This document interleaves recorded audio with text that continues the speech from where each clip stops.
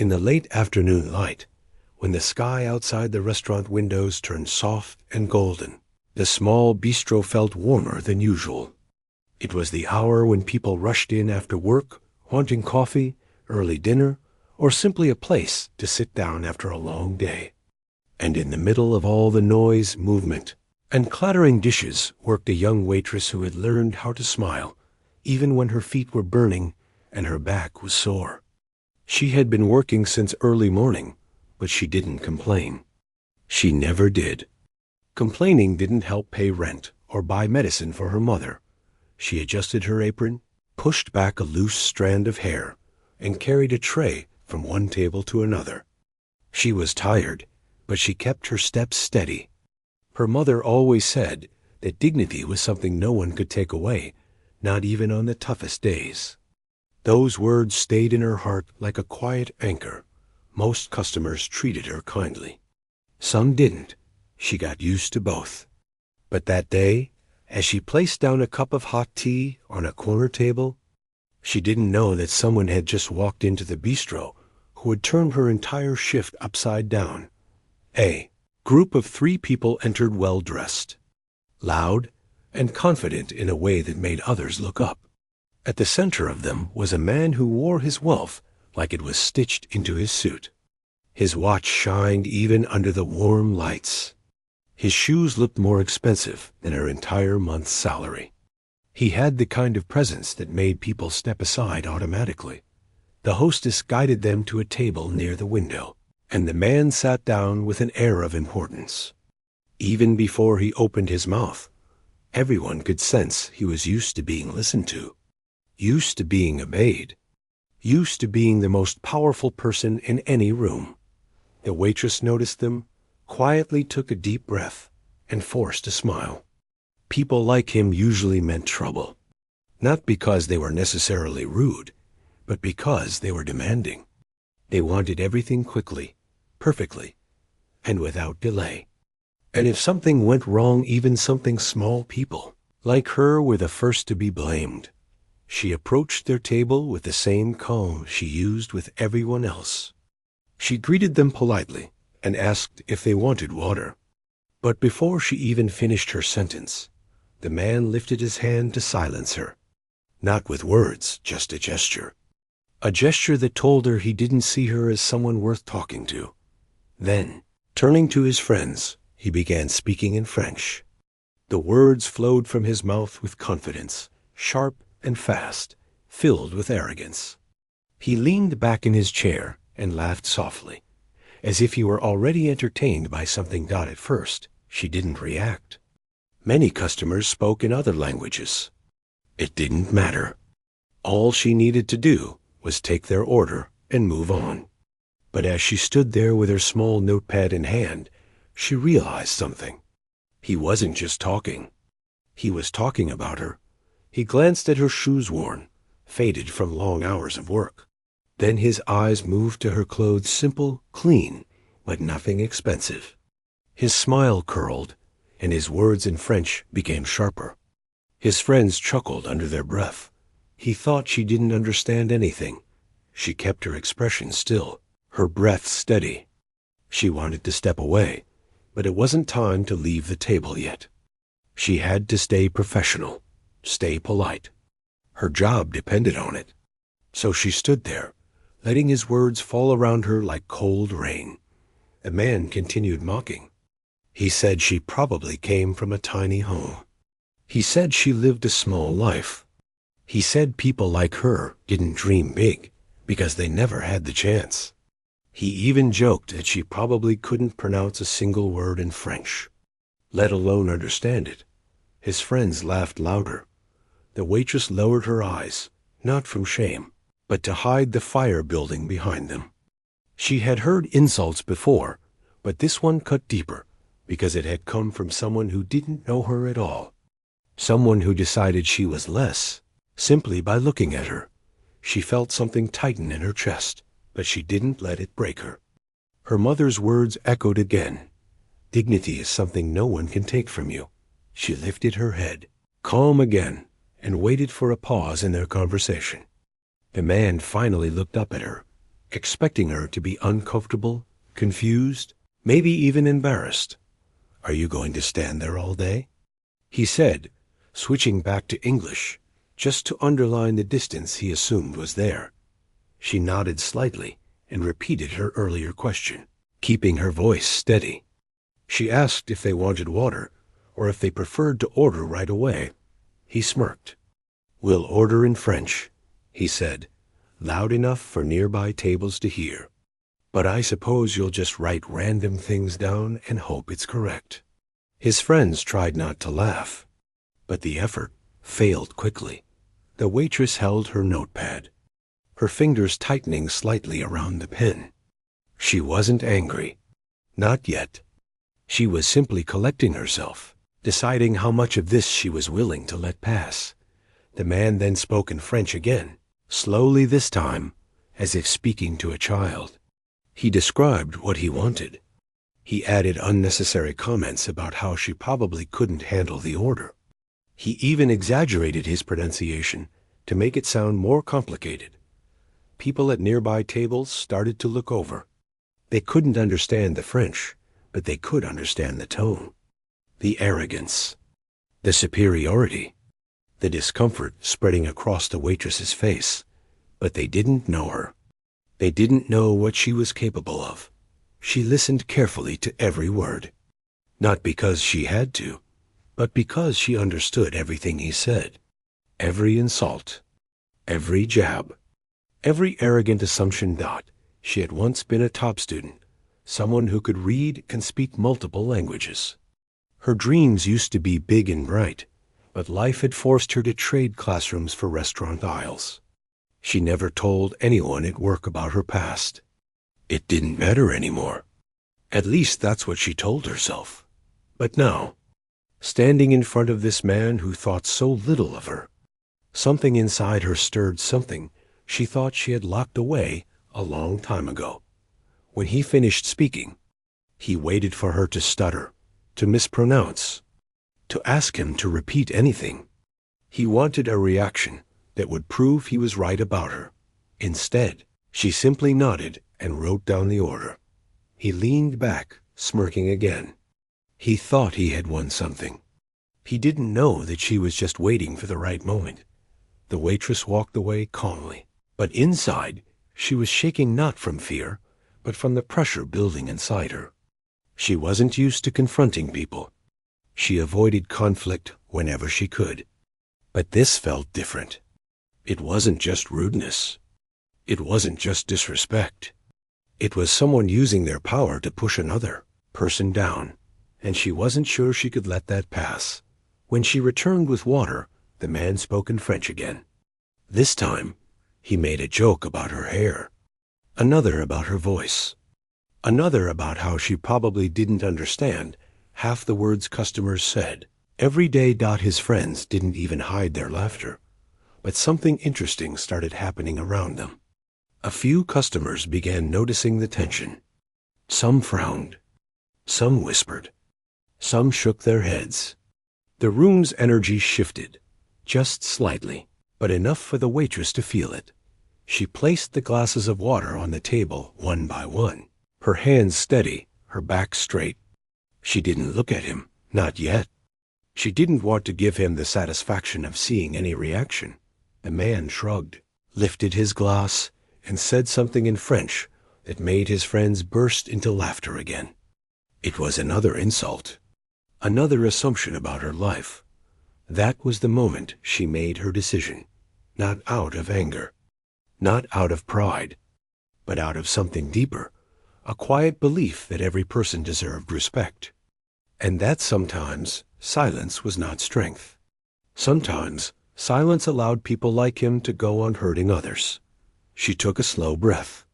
She felt her heartbeat steady. She reminded herself that she had nothing to lose except her fear. Then she raised her eyes and looked directly at the man. She didn't speak yet. She just waited, because she knew her moment was coming. And when it did, it would change everything. The moment she returned to the table, the air around them felt different. It wasn't loud anymore. It wasn't filled with shallow laughter or mocking jokes. It felt tight, almost like the room itself was holding its breath. The group didn't notice the change, but she did.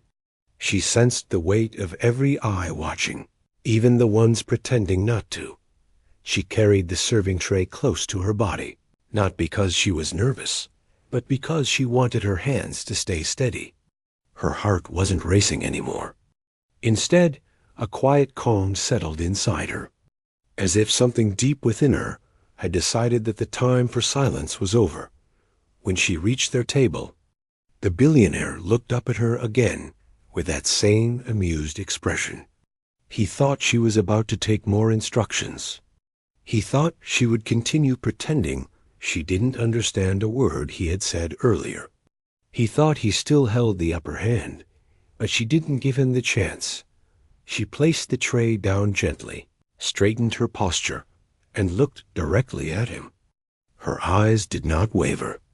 Her voice, when it finally came, was steady and clear. Without breaking eye contact, she repeated his entire food order in fluent, perfect French. Every word, every detail, every comment he thought was too advanced for her to understand. The billionaire froze. The glass in his hand stopped halfway to his mouth. His friends stared, blinking, unsure if they had heard correctly. Even the customers at nearby tables lifted their heads. "You responded in a way that could upset them," he replied, lowering his voice, but keeping the frustration clear. "These are important clients. They spend money here. They bring business. You can't talk back to them." "I didn't talk back," she said softly. "I only answered." He let out a breath, shaking his head. "You don't understand how things work. People like them expect a certain tone. They expect respect." She frowned slightly. "Respect goes both ways." He ignored that. "Go apologize. Right now. Before this turns into something bigger." Her chest tightened. The idea of apologizing for defending herself felt wrong in every way. "I didn't do anything wrong," she said, her voice small but steady. The manager pinched the bridge of his nose. "Look, I don't have time for this. Just do what I say. Apologize and keep your job. Or refuse and deal with the consequences." He walked away before she could answer. The threat hung in the air. She stood behind the counter for a moment, breathing slowly. She thought about her mother at home, her bills waiting, her exhaustion. She thought about the humiliation she had endured. She thought about the billionaire's face when he realized she understood everything. She could stay silent. She could apologize. She could make this disappear. But something inside her whispered that silence had a cost too. She looked toward the table again. The billionaire was sitting very still, thinking hard. His friends weren't laughing anymore. The mood at the table had shifted completely. She walked toward them again, not to apologize. But because she had work to do, she placed the plates in front of the neighboring tables first, letting her steps remain calm. When she finally reached the billionaire's table, she set down their water refills without saying anything unnecessary. One of the billionaire's friends cleared his throat. "You speak very well," he said softly, almost respectfully.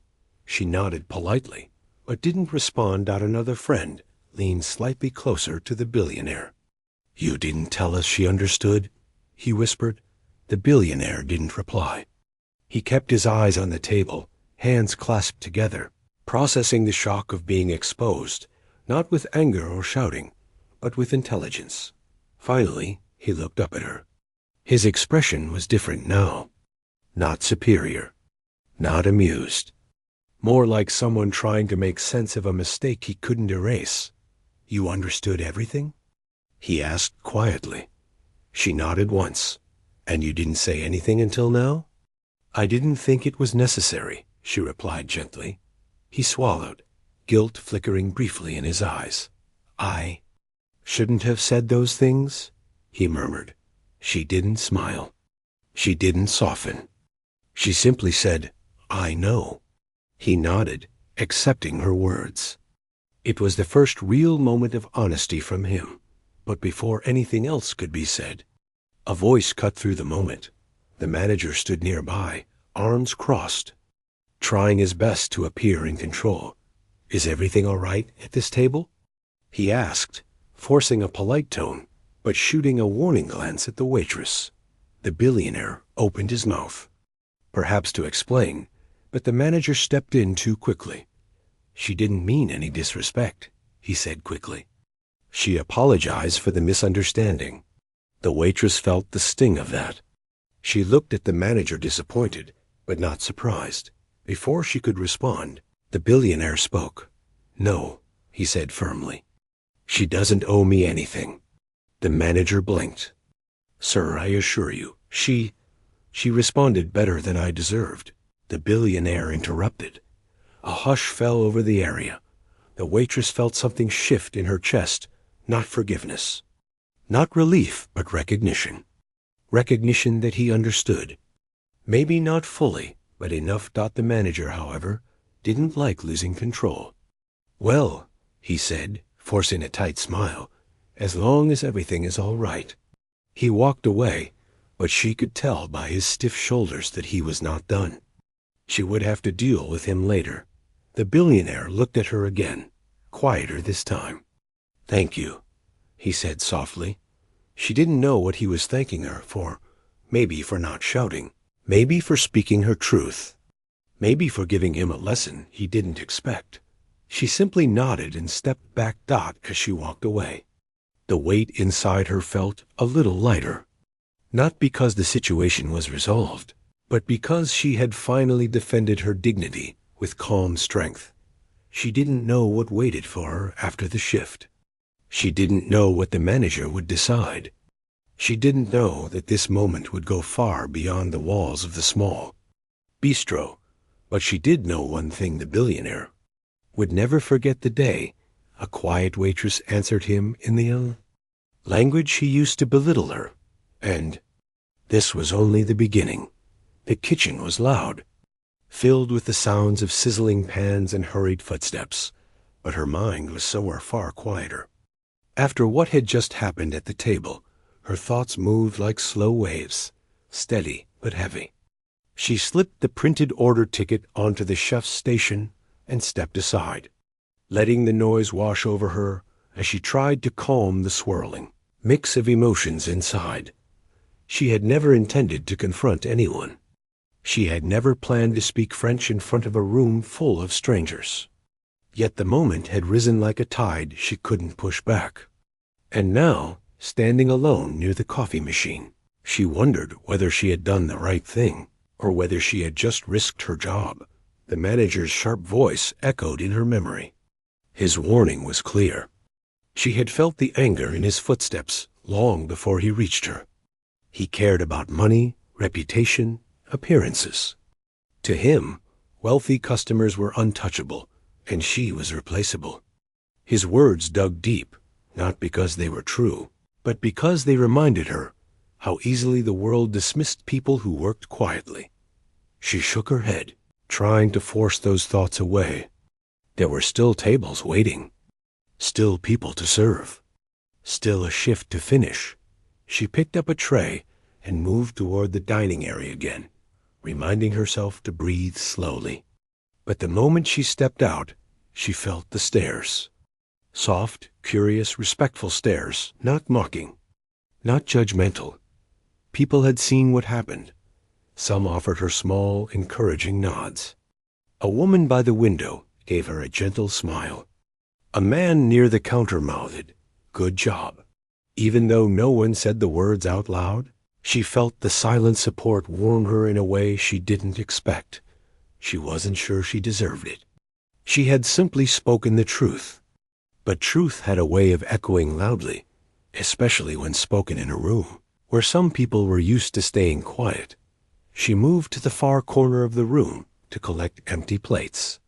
As she placed them onto the tray, she heard footsteps behind her. She turned slightly and saw the billionaire standing a few steps away, not sitting. Not laughing, not surrounded by his friends. Just standing there, hands loosely at his sides, unsure of what to do next. "Can we talk?" he asked quietly. She didn't answer right away. Part of her wanted to walk away. Part of her wanted to stay professional. But another part curious, human, wondered what he could possibly say after everything. She nodded once, placing the tray on a nearby counter. He looked uncomfortable, which was surprising. Men like him carried confidence like it was part of their clothing. Yet now he seemed stripped of that armor. "I didn't know you understood us," he began. "I know," she said. "You made that clear." He lowered his eyes for a moment. "I shouldn't have said those things. It was childish." She didn't soften. "It was unkind." He nodded. "Yes, I know." There was a long pause. He wasn't rushing. He wasn't trying to charm. He was searching for words that didn't come easily. "You reminded me today that I don't always think before I speak," he said, almost to himself. "I'm so used to people not understanding what I say. I forget that words travel further than I intend." She listened quietly. She wasn't sure if his explanation mattered, but his sincerity did. Not because she needed an apology, but because it showed he was capable of seeing her differently now. "You don't have to forgive me," he continued, looking at her again. "But I want you to know that I was wrong." She nodded. "Thank you for saying that." She didn't offer forgiveness. She wasn't ready, but she acknowledged what he offered. That was enough. He opened his mouth as if to say more, but then his gaze shifted to something behind her. The manager was watching them, eyebrows raised, clearly irritated. The billionaire stepped back slightly, realizing he was making her job harder by standing there. "I'll go back," he said softly. "But thank you for listening." She didn't respond. She simply returned to her work. But the billionaire wasn't the only one who had questions. When she walked by the drink, stationed to refill glasses, a young server approached her nervously. "How did you learn French like that?" He whispered. She hesitated, unsure how much to share. But the truth felt simple. "I studied it," she answered. "Like, in school?" She nodded. "I got a scholarship. I wanted to work in international relations. I studied languages, French and 2 others. The server blinked in surprise. "Then why are you here?"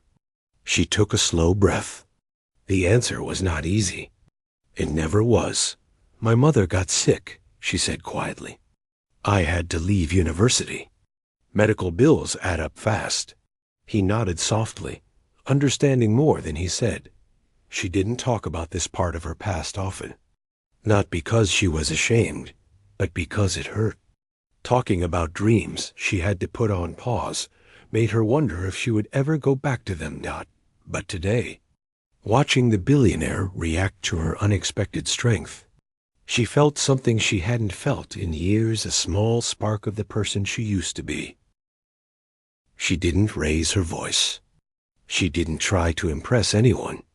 She simply spoke the language he had used to mock her calmly, fluently, beautifully. Then she did something none of them expected. She repeated, again in French, the exact insults he had whispered about her, word for word, soft but sharp in meaning. She didn't exaggerate or add anything. She simply translated his cruelty back to him. She let the truth sit on the table between them like a mirror he couldn't escape. When she finished, she didn't look angry. She didn't even look hurt.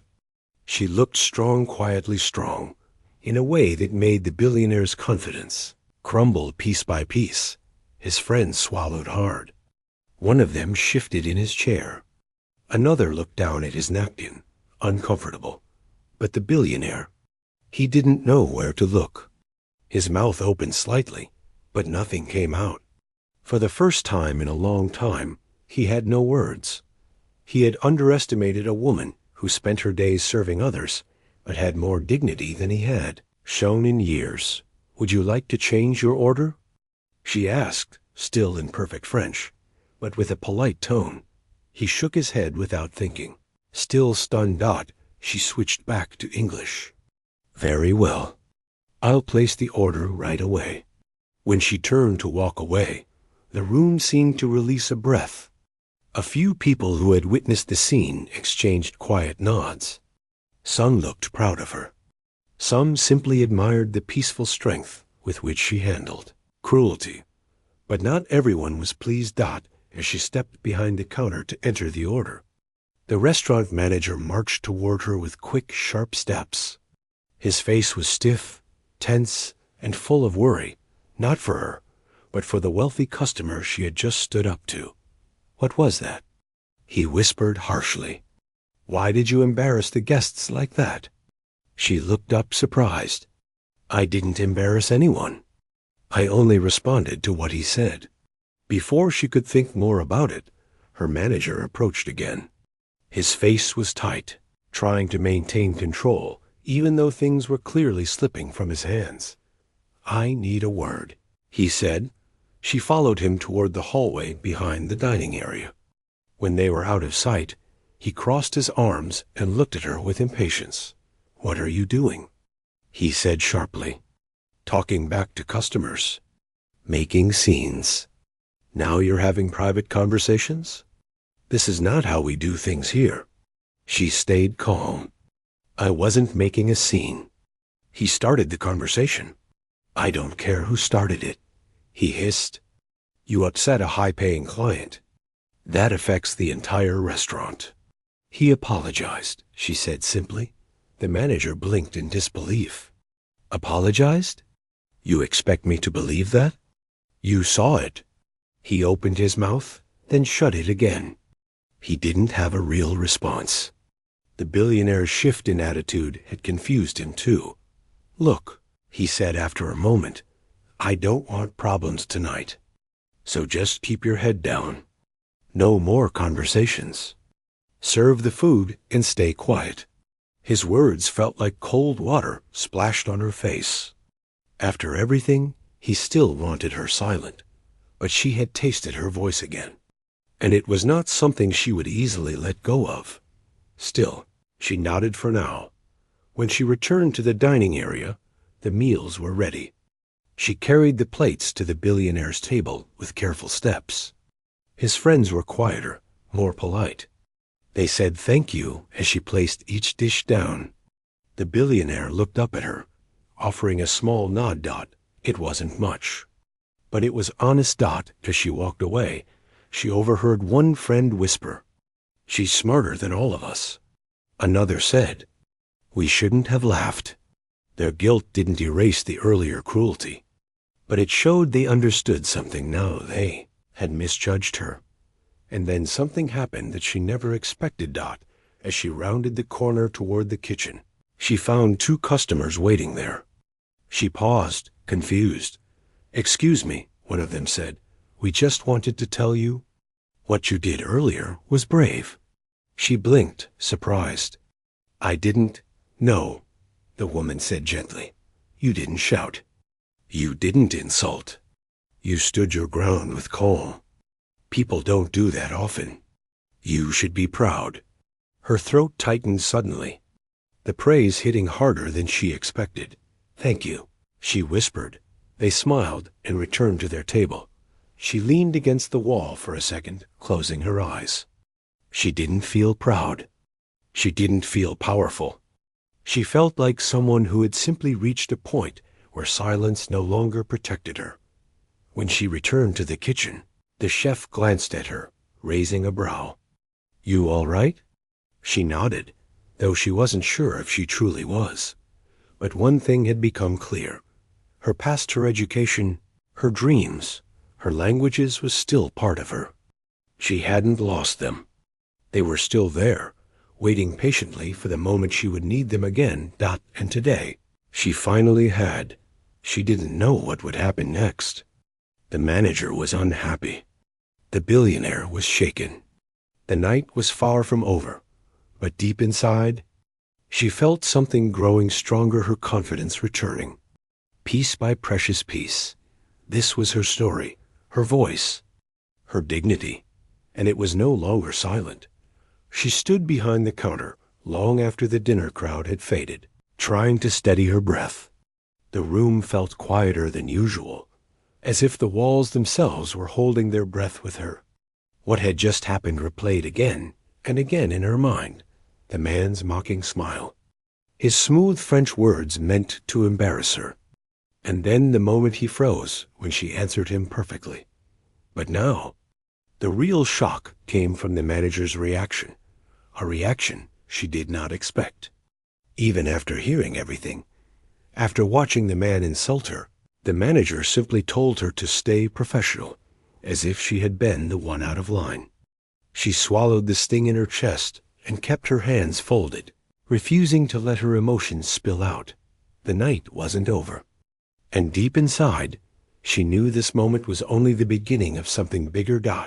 She cleaned the last table, her hands moving slowly, her mind drifting between frustration and exhaustion. The restaurant lights were softer now, almost warm, but they did nothing to calm her heartbeat. She felt small for a moment, but then she remembered the billionaire's face, that sudden change, that look of shock when she revealed she understood every word he had said. That moment gave her strength. Even if the night felt heavy. When she stepped out onto the quiet street, the cool air brushed her cheeks. The city felt different tonight, as if watching her, waiting to see what she would do next. She walked toward the small bus stop, her bag hanging from her shoulder, her thoughts already spiraling. Why had the billionaire reacted like that? Why had her simple pendant shaken him? Why did his face go pale when he noticed it? She didn't know him. She had never even seen him before today. But he knew something she didn't. She sat at the bus stop, watching headlights pass, each one a moment of escape she could not take. She wanted answers, but she also wanted to forget the whole day. She wanted peace, but instead she had questions that weighed like stones in her chest. The bus arrived with a soft hiss, and she stepped inside.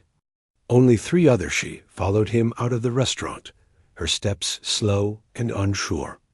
The morning air felt colder than usual, as if the city itself sensed something important was about to unfold.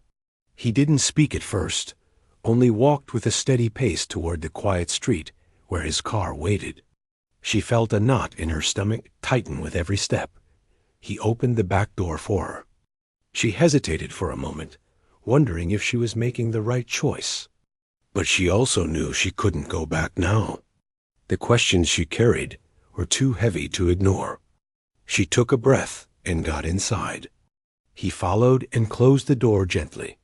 The car began to move. A strange silence filled the space between them, a silence heavy with hidden memories. She looked out the window, watching familiar streets blur past, her mind racing. She wanted to ask him 100 questions, but the words stayed trapped in her mouth. He finally spoke. "You look like her," he said softly. She turned to him, confused. "Who?" He kept his eyes forward. "Your mother."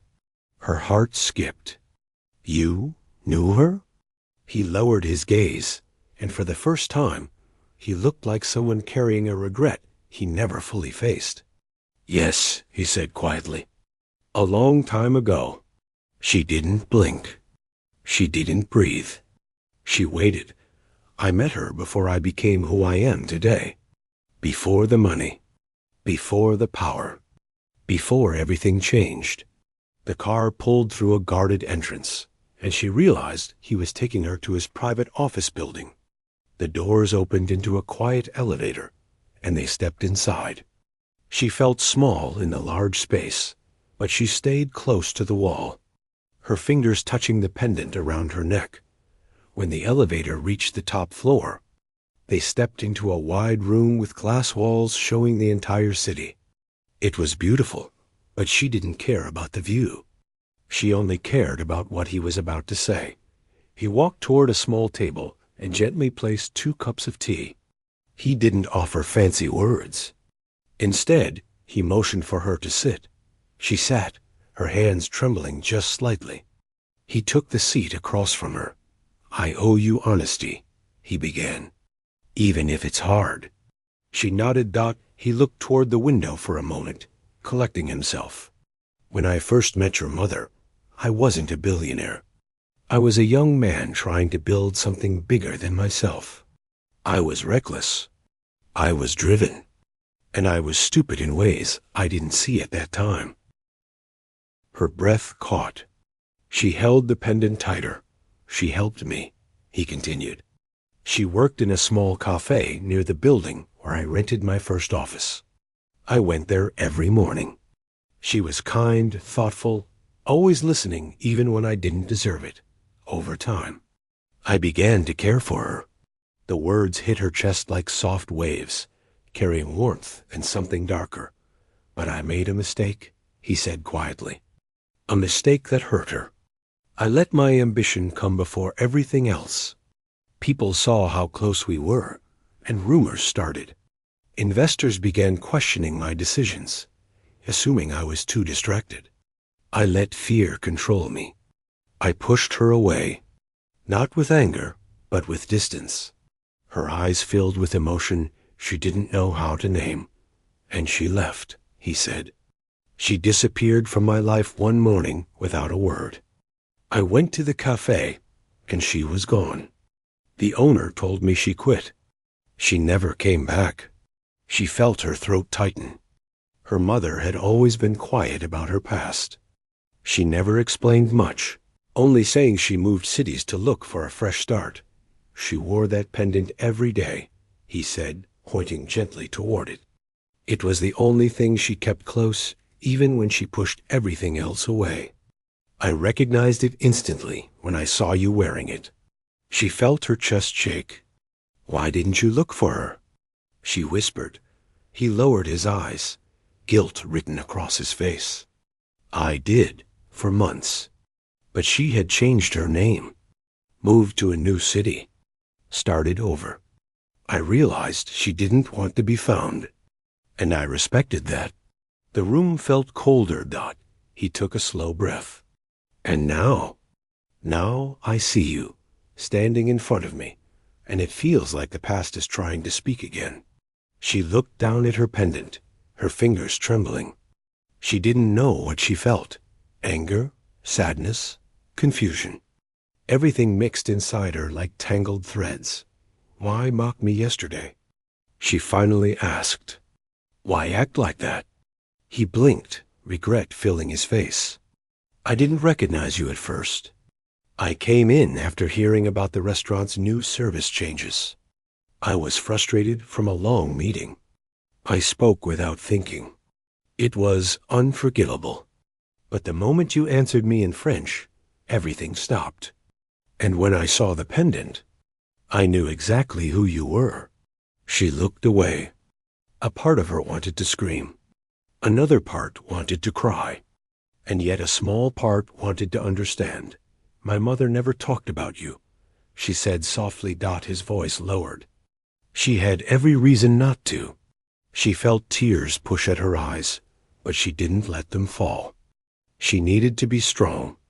She needed to be calm. "Why bring me here?" she asked. "What do you want from me?" He shook his head. "Nothing. I don't want anything from you.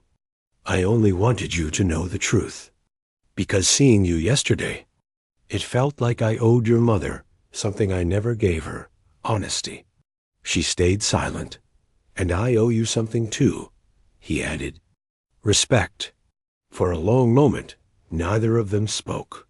The only sound was the faint hum of the city far below. She finally stood. "I need time," she said. He nodded without hesitation. "Take all the time you need. I won't bother you unless you choose to return." She walked toward the elevator slowly. Her legs felt heavy, but her mind felt even heavier. Before the doors closed, she turned back to him. "I still don't know what to do with all of this," she said. He met her eyes, his voice steady. "You don't have to decide today." The doors closed. As the elevator descended floor by floor, she felt her breath grow unsteady. She pressed a hand to her chest, feeling her heart racing beneath her fingers. When she exited the building, the city felt bright, too bright, as if the world had shifted slightly off its axis. She walked until she found a small bench near a quiet park. She sat down, letting the wind brush her hair gently. Her mother had lived a life she never fully understood. Now, pieces of that life were suddenly falling into place. Pieces she didn't ask for, but could no longer ignore. The billionaire remained upstairs in his office, staring out the window. For years, he had carried the weight of regret like a silent shadow. Now, that shadow had taken shape in the form of the young woman with the pendant. He closed his eyes. Maybe this was his chance to make things right, or maybe it was too late. She sat quietly in the park, holding her pendant, whispering words she wasn't sure her mother could hear anymore. "Why didn't you tell me?" She murmured Dot.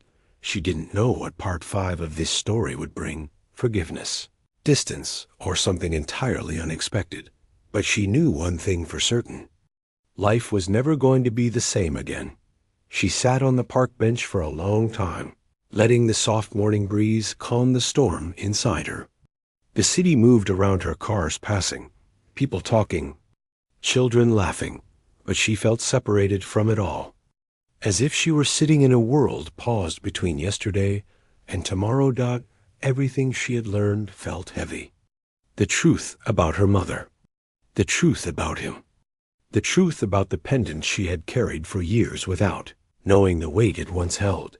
She looked down at it resting on her palm, the simple silver piece shaped like a leaf glowing softly in the sunlight. Her mother wore it every day. She had touched it whenever she felt stressed. She had held it when she told stories. She had cried into it once when she thought her daughter was asleep. And now she finally understood why. A soft ache touched her chest. She missed her mother more in this moment than she had in years. After some time, she stood and began walking home. Her steps were slow, gentle, thoughtful. The streets she always walked didn't feel the same. Her world had changed without her permission. When she reached her apartment, she took off her shoes quietly and sat at the small kitchen table. She reached for her notebook, the one she kept hidden in a drawer for moments like this. Moments when her thoughts were too loud. She opened it and wrote only one sentence. "Mom, I wish you had told me." The pen hovered for a moment. Then she closed the notebook. Words couldn't fix anything right now, but they helped her breathe. She spent the rest of the day on and off the couch, trying to distract herself with small tasks, washing dishes, folding clothes, sweeping the floor. But every time she stopped, the memories returned. His voice, her mother's silence, the truth sitting between them like a fragile thread. As evening approached, her phone buzzed. For a moment, she didn't want to look. But when she finally checked it, she saw a short message from an unknown number. "I hope you're all right. I won't reach out again unless you want to." Etch. She read it twice. Then a third time. There was nothing pushy in the message. No demand, no expectation. Just a quiet line, almost respectful. She put the phone down and let out a deep breath. She didn't know what she wanted yet. She needed time. But she also knew she couldn't hide forever. That night, sleep came slowly. She dreamed of her mother laughing, cooking, humming a soft tune while wearing the same pendant. She dreamed of the cafe where her mother once worked. She dreamed of a young man sitting at a small table, looking at her mother with quiet admiration. When she woke up, the dream stayed with her like a warm shadow. She sat up in bed and realized something. If she wanted peace, she needed answers. The full answers. Not just the part he gave her. Not just the memories she carried. The truth, the whole truth. So she got dressed, tied her hair, and looked in the mirror. Her reflection looked unsure, but stronger than the day before. She picked up her phone. Before she could think twice, she sent a message back. We need to talk. But on my terms. She hit send. Her hands shook slightly. But she felt lighter. Only a few minutes passed before her phone buzzed again. Tell me where and when. I'll be there. She didn't want a fancy office, a private driver, or a building filled with glass walls. She wanted a place that felt real, a place where she didn't feel small. So she picked a small cafe she often visited, on her days off a quiet corner spot with warm lights and soft music. Agreed on the time dot as she walked to the cafe later that afternoon. Her heart moved between fear and courage. The city felt unusually calm. Even the wind felt slow. When she reached the cafe, he was already there, sitting at a small wooden table near the window. He looked different from how she first saw him, less polished, less guarded, almost human. He stood when she approached. You chose the place, he said softly. Thank you for letting me come. She nodded and sat across from him. For a moment, neither of them spoke. The silence wasn't uncomfortable this time. It was thoughtful. You said you needed time, he said gently. I hope you had enough space to breathe. She looked him in the eyes, searching for any hint of insincerity.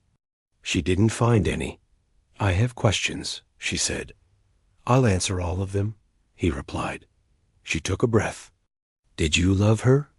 His expression softened, and something heavy moved behind his eyes. Yes, he said. More than I realized back then. She nodded slowly. Why didn't you ever try to reach out again? Even after becoming successful? He looked down. Because by the time I reached where I am now, I felt I didn't deserve to step back into her life. She had made it clear she wanted distance. I respected it, even if it hurt. She tapped the pendant gently. This meant something to her. Did you give it to her? He shook his head. No, she bought it on her own. But she wore it on the day she told me she believed in me long before anyone else did.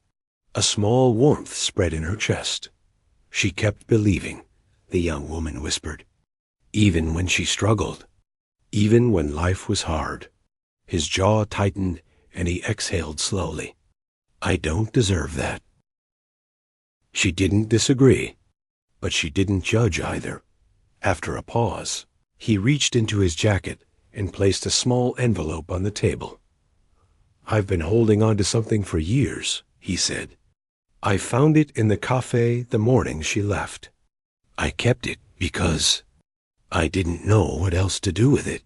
She stared at the envelope, her breath locked in her chest. What is it? She whispered. He slid it closer to her. Read it when you're alone. It's her handwriting. Her fingers trembled as she picked it up. The cafe felt quieter, softer. Why give it to me now? She asked. Because it belongs to you, he said. And because keeping it any longer would feel like holding on to a story that was never mine to finish. Her eyes softened. Something shifted in her heart. Not forgiveness, not trust, but understanding. Thank you, she whispered. He nodded slowly. Whatever you choose to do next, he said. Whether you keep your distance from me or decide to know more, I'll respect it. You owe me nothing. She looked at the envelope again, then at the man who once hurt her mother, but had come here today carrying years of regret. I don't know what comes next, she admitted. You don't have to decide today, he said. Gently, they sat in silence for a moment, both looking out the window. People passed by outside, unaware of the quiet shift happening between them. After a few minutes, she stood. I need to read this, she said. He nodded. Take your time. She stepped out of the cafe, the envelope held close to her chest. She walked to a nearby bench under a tree, her hands trembling as she carefully opened it. Inside was a folded note, written in her mother's handwriting. She unfolded it slowly. Her mother's words were simple. My heart is torn between love and fear. If life takes me away from this place, I hope one day my little girl finds the truth I could never speak. I pray she meets people who care for her the way I once cared for him. And I hope she grows into someone stronger, kinder, braver than I ever was. If she ever finds this, please know, my silence was never meant to hide pain, only to protect her. Tears finally escaped her eyes. She held the paper close, letting her mother's voice fill the spaces in her heart. When she looked up again, the city felt different. Lighter. She wiped her tears gently, stood, and took a slow breath. Her story wasn't tied to the past anymore. It was hers to shape. She didn't know if she would see the billionaire again. Maybe she would. Maybe she wouldn't. But she knew one thing with complete clarity. The truth had finally found her. And now she was ready to walk forward stronger, braver, and no longer in the shadows of yesterday.